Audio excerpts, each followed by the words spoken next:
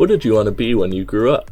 Initially, I remained or enjoyed myself in the life of a student, as a life of a student, and I remained in university for quite some time.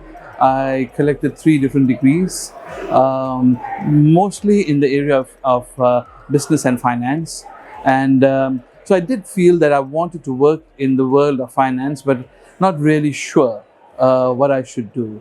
Then the opportunity to join Cymex came along when I came to Singapore, and that was in 1991. So when I joined Cymex again in 1999, and by that time Cymex was all of 7 years old, I think. It was a youngish exchange. I was employee number, I think, 118. Today, for example, in the group, we have employee numbers going up to, I think, 4,000 or 5,000. So a lot of transition has happened over time. I joined the sales department of the exchange, and we were a grand total of 3 salespeople. And when I say sales, it was sales, marketing, business development, so the gamut. And 3 of us doing it, and most of our business and clients work was admin at that stage globally originating. So it was 3 of us covering the world, and it was interesting because it was such a small team, and at the same time because it was such a dynamic environment, and it was such an international business and global business. It allowed me to very quickly learn about global finance, learn how to work with people from all parts of the world, and get a better understanding of how I can contribute. What was it like to market futures? Beginning of the 1990s, when I joined the exchange, yes, we're still a very much an open outcry marketplace. And sitting in Asia, we were the first financial futures exchange in Asia. When we started, we set up in 1984.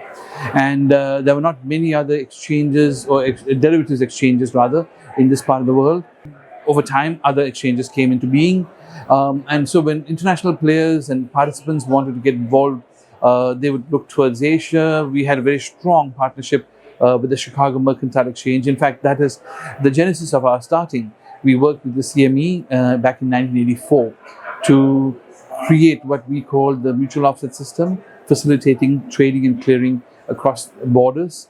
And we worked with our partners at CME to actually set up business out in Singapore.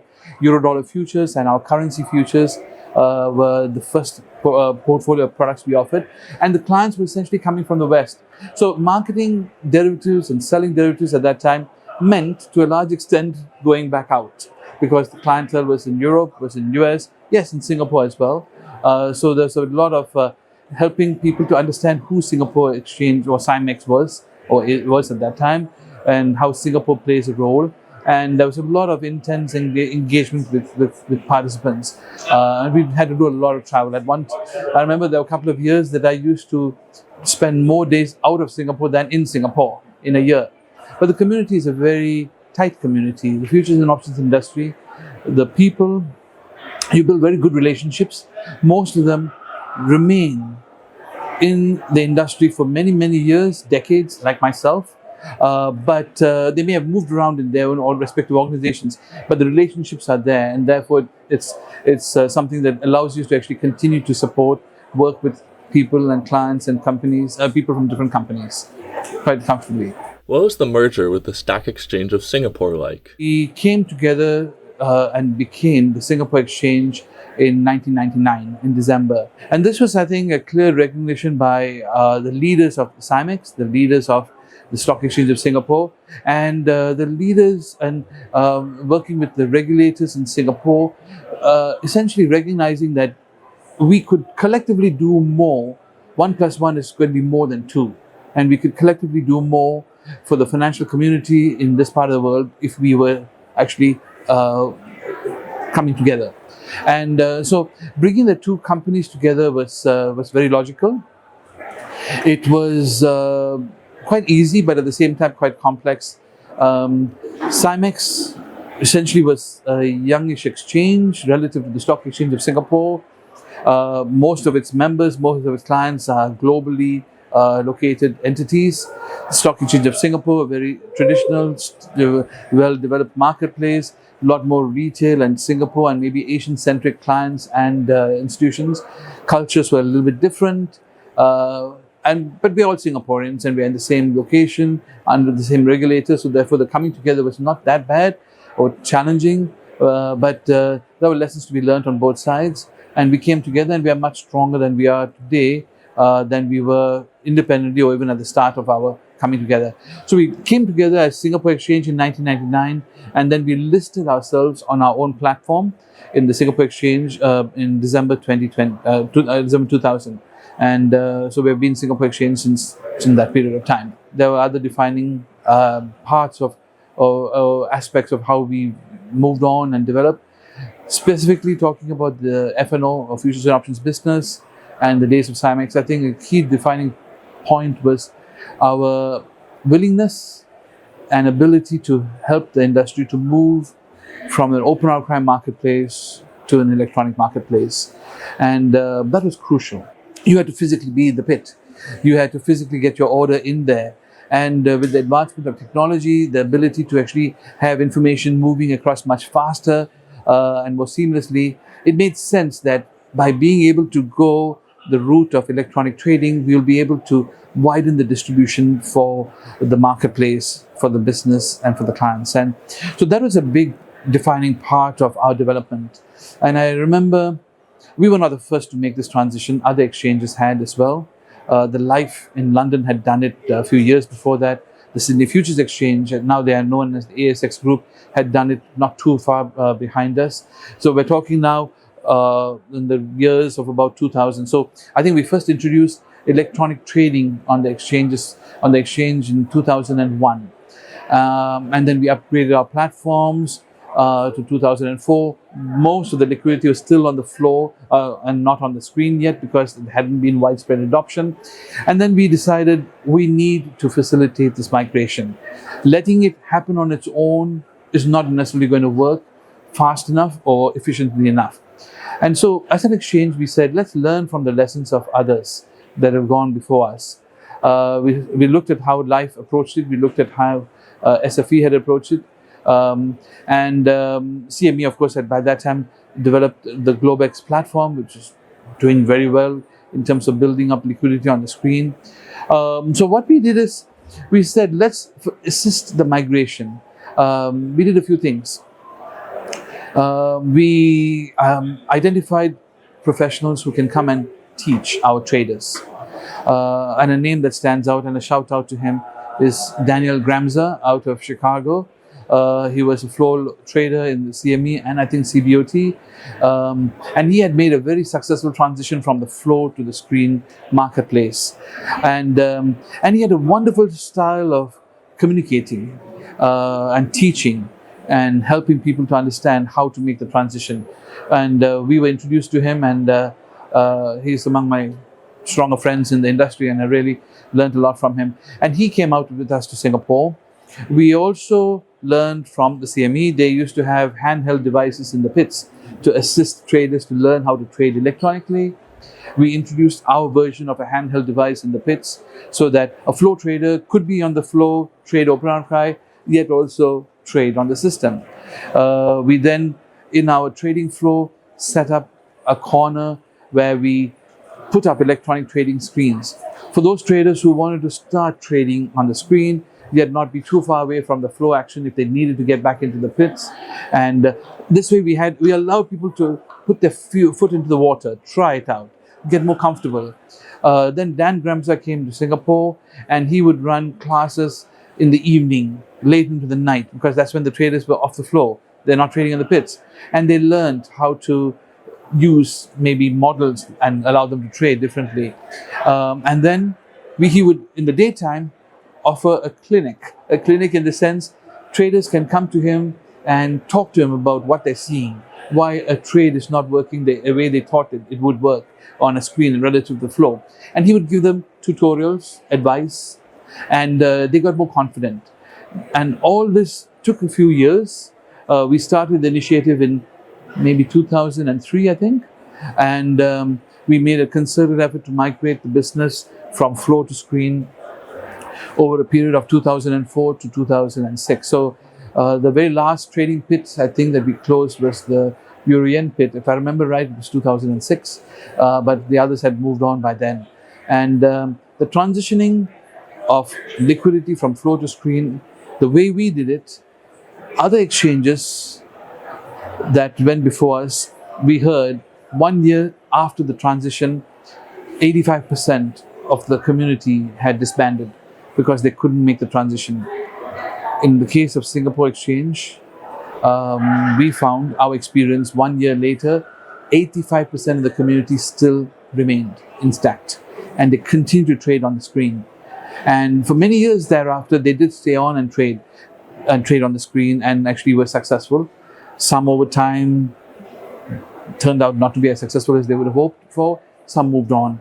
But we were able to move the entire community, majority of the community over.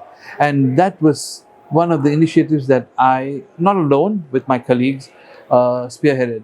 So that is something that I really am proud of as to how I contributed to facilitating the migration from flow to screen. And we are in a much better marketplace today because of that.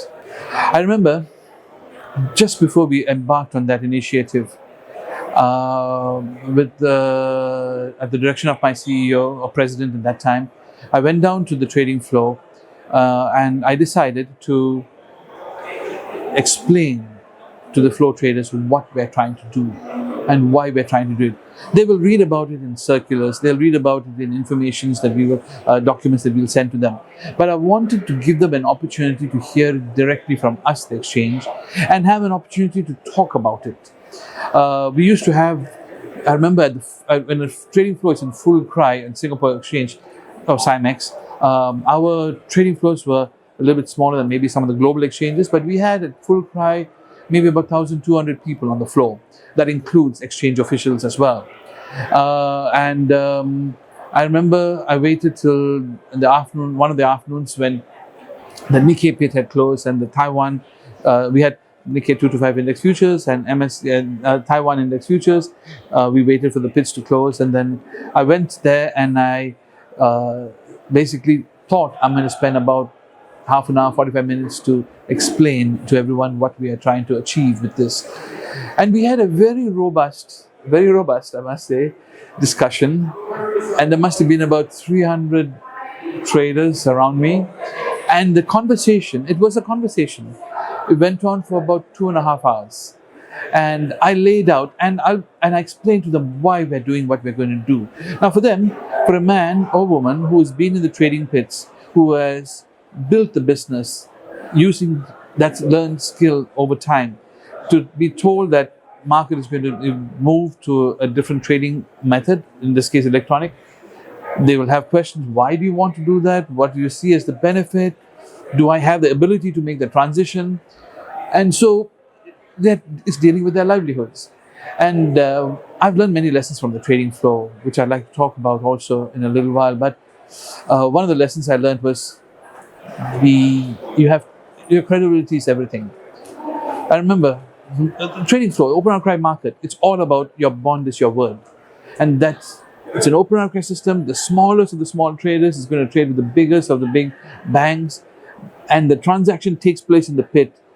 And through eye contact, yes, reporting subsequently. But the fact is, it is my bond, my word to you, I will buy and sell, and your receiving of that order. And we stand with it. Whatever may happen in the next 15 minutes or half an hour, till I report the trade into the system. I learned from the flow. It's all about your word and your credibility. And I felt it's important to be authentic with them and be open and credible with them. And so we had this conversation and I laid it out to them as to why we as an exchange felt that with moving this business from an open market model to an electronic trading model, it will actually help us to reach in the spread of our products, widen the spread of our products rather, to a much wider audience, and they would all be part of that ability to enjoy in the overall growth.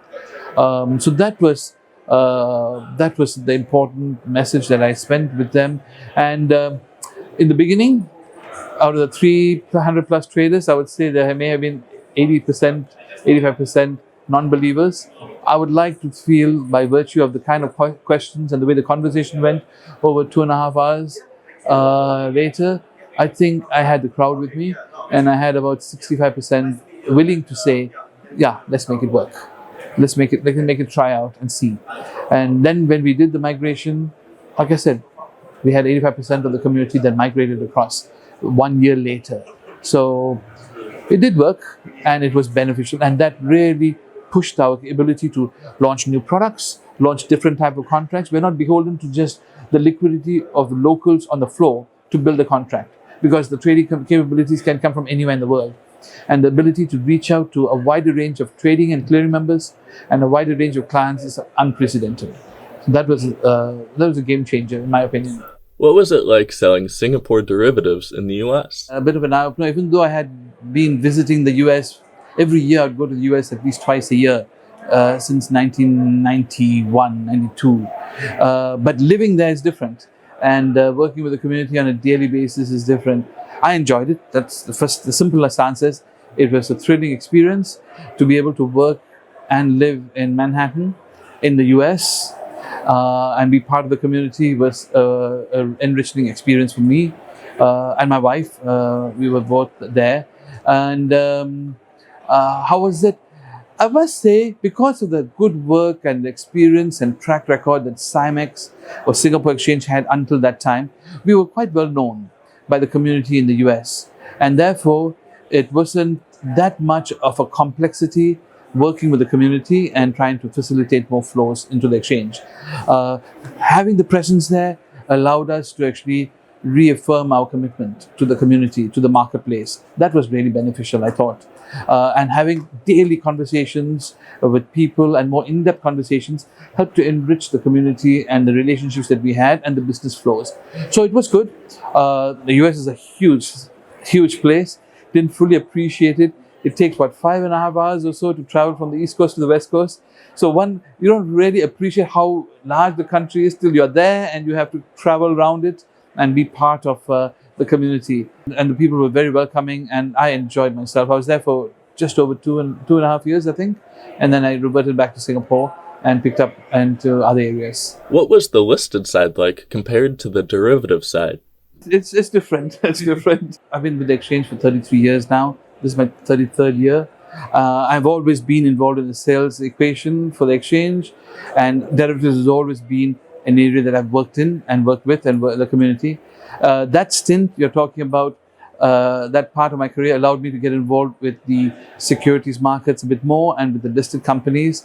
And that was interesting and different in the sense that here we're talking about working with a company to actually enhance their visibility globally. It's one thing selling a contract, a global index like a Nikkei 225, which is a bellwether index for Japan, and everyone knows about it. It's another thing working with a particular company, ABC, who may not be a global visible name, but it's important that in that particular sector that they're involved in, or in the region that they're more stronger in. But they also have ambitions to grow and they want to have greater visibility. So working with international banks and partners to create non-deal roadshows to help these listed companies become more visible globally, pitching with them on non-deal roadshows to investors globally, and promoting their visibility was different. So we had to learn a bit more about the companies, we had to get to know them. And in many cases, yes, they're publicly listed companies, but some of the key stakeholders are still the owners of the company, and they may have significant ownership. And so therefore, it's working with a person who has built this company from scratch, who owns that business and wants to actually make it more visible globally, and you're helping him to sell his company as opposed to an index, which is esoteric. Here it's real, bricks and mortar, real person, his lifeblood that he has put in to make it work. So that was different and enriching in its own way, and I enjoyed that stint. I played my role as best as possible there with the team. What was the goal of FIA Asia? FIA as an industry organization is such an important voice for the industry. It is an association of the industry for the industry. We as an exchange have been involved with it for over 4 decades. And in my 33 years, every single day of my career with the exchange, have had some engagement or working with the FIA group. And in the earlier days, yes, FIA it's an American origin association, and very powerfully set up and contributes tremendously to the development of the marketplace here. And but over time, the futures and options business has also developed beyond the shores of North America.